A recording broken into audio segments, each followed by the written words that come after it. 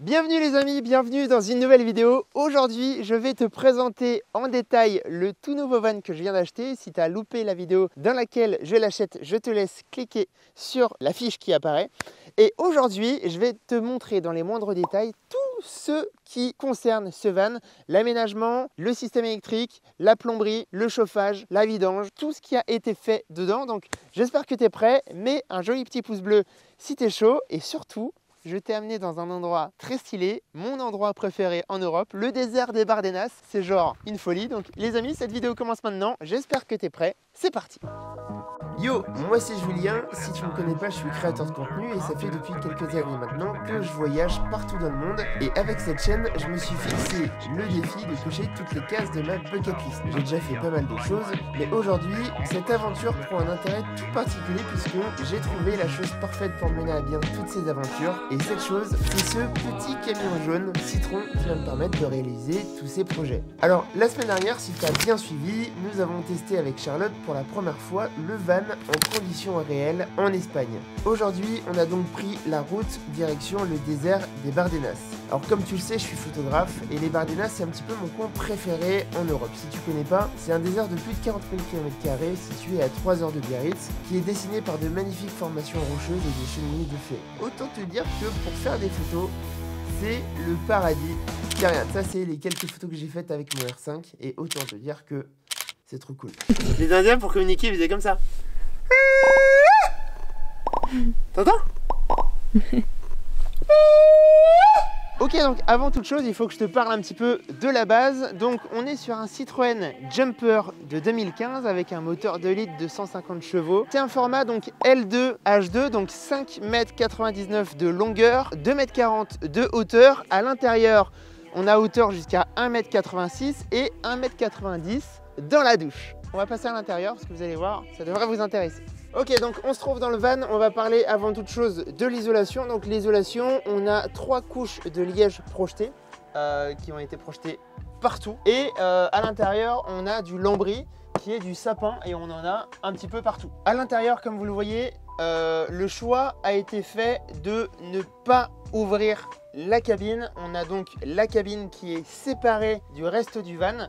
Moi je trouve que c'est vraiment hyper pratique. Pourquoi? Parce que d'habitude on a une allée qui est souvent très étriquée avec la cuisine, la salle de bain et on arrive dans le van, on passe comme ça et je trouve qu'il n'y a pas beaucoup de place. Là on a quelque chose vachement ouvert et surtout on a la cuisine qui se trouve de ce côté là et la salle de bain qui est ici. Et là on a vraiment une sensation d'espace, c'est hyper agréable. Et il y a aussi un truc, c'est que l'isolation est vachement meilleure puisque dans la cabine, il y a beaucoup de surface vitrée, ce qui fait qu'il y a beaucoup de froid qui s'infiltre de partout.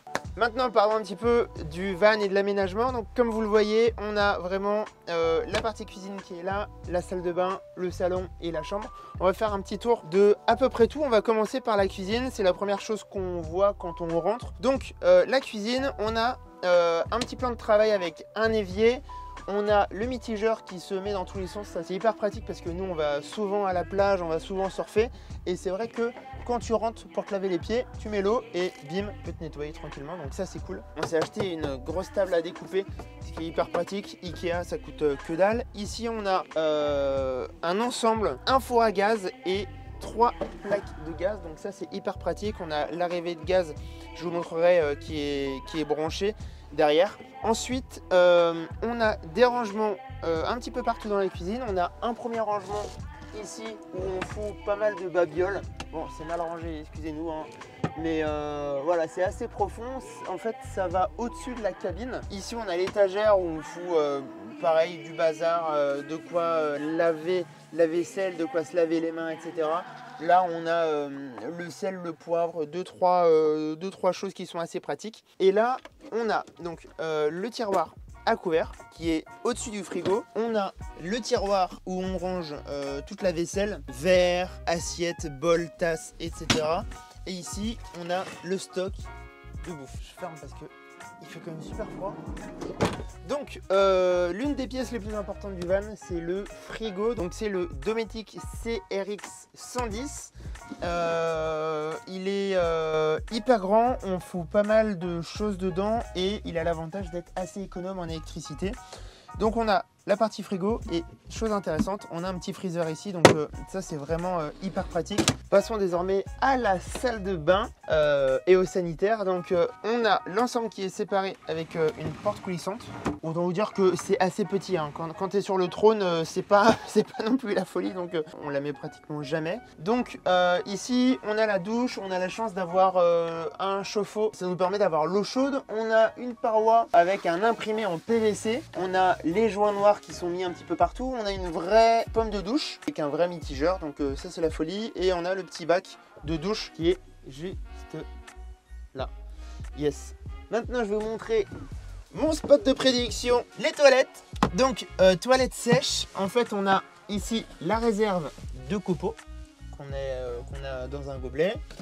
L'idée c'est, on a un séparateur d'urine, donc tu mets tes fesses là, la boîte à pipi elle se verse ici, la boîte à caca se verse dans un sac poubelle. Une fois que tu as fait ce que tu avais à faire, tu prends ton verre, tu mets les copeaux dessus, donc ça c'est assez pratique. Ça c'est l'envers du décor, donc on a l'urinoir qui vient dans un bac en plastique un peu bricolé. C'est cool parce que ça laisse passer très peu d'odeur, donc ça sent que dalle. Et une fois que c'est plein, il faut aller vider le bac à pipi, et ce qui est un petit peu dégueu. Mais c'est vrai que j'avais fait un trip en van en Nouvelle-Zélande. On avait des WC chimiques, la sorte de valise où tu mets comme un cube de lave-vaisselle dedans. C'est vraiment dégoûtant quand tu vas vider ça.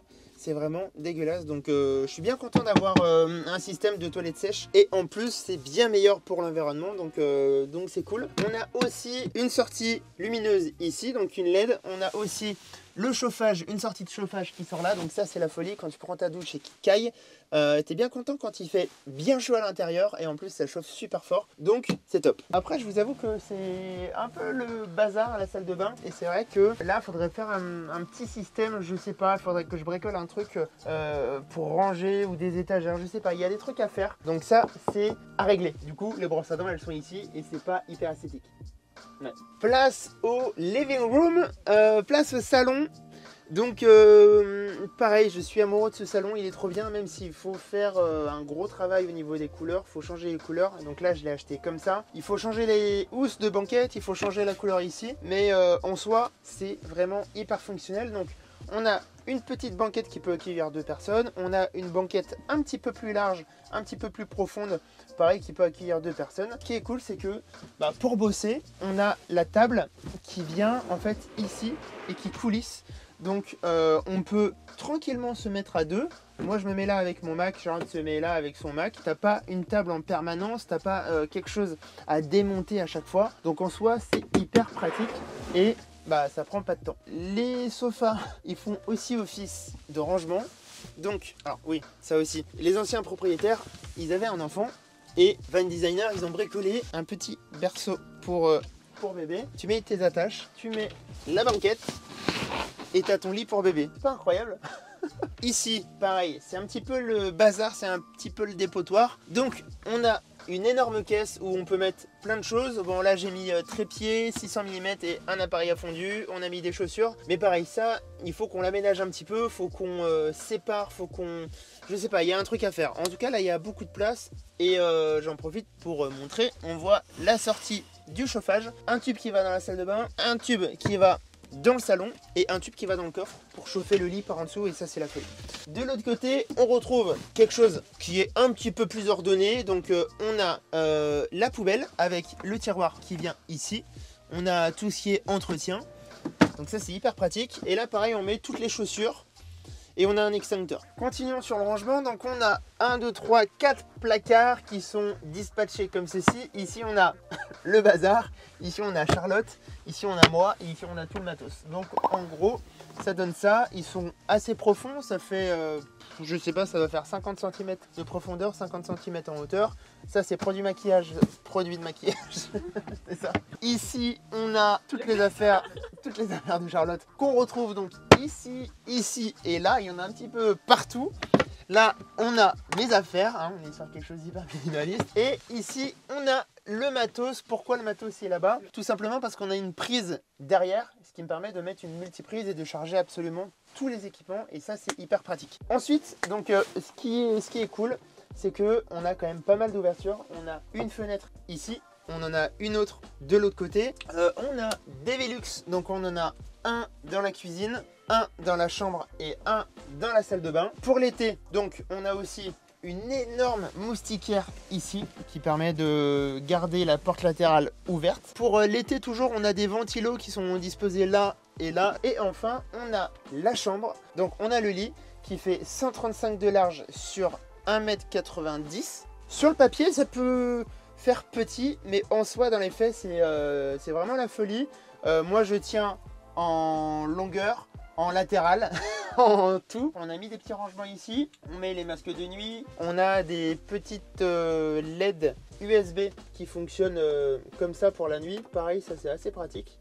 Voilà, je crois qu'on est plutôt pas mal. On va passer à la partie électrique. Donc, il faut savoir qu'on a un circuit en 12 volts et on a un circuit en 230 volts. Donc on a 8 prises, on en a une là, une dans la cuisine, on en a une derrière et une dans le coffre. Ça fait pas 8, ça fait 6.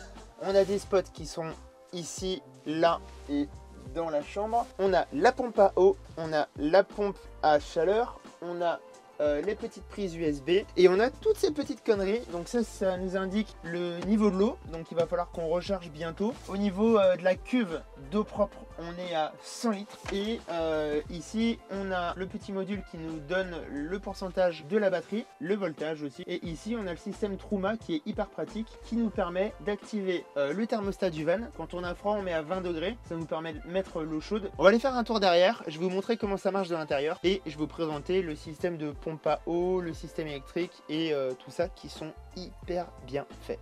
Bon, désolé, c'est impossible d'être dans le désert, d'aller dans le coffre et de ne pas prendre le one wheel, donc c'est parti pour 15 secondes de séquence cinématique pleine de kiff. Ah bah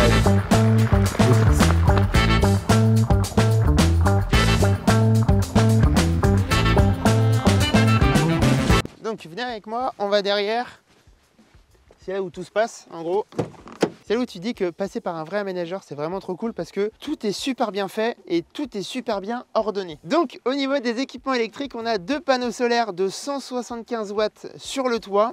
Toute la partie électrique, donc, elle est répartie ici. Pour bien distinguer, regardez, c'est vraiment très propre. Le circuit 12 volts, il est là, ça alimente les LED cuisine, les LED salon-lit, les LED soute, tous les USB, la ventilation, le four, la pompe et le chauffage chauffe-eau. Et ici, on a tout le réseau en 230 volts, donc le général qui nous permet de tout couper si on veut, les prises lit, cuisine, meubles et coffre qu'on retrouve juste en bas. Au niveau batterie, donc elles sont ici, on a deux batteries au gel de 110 ampères, on les retrouve ici.